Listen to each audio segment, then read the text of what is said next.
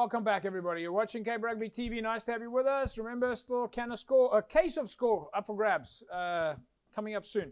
But yeah, one of these days we're going to show you the new score immune boosters. We're looking forward to getting that. I'm going to give you guys some. I think for Rob Oliveira, who's about to die in the studio. I definitely need one. Cough attack. Yeah, cough attack.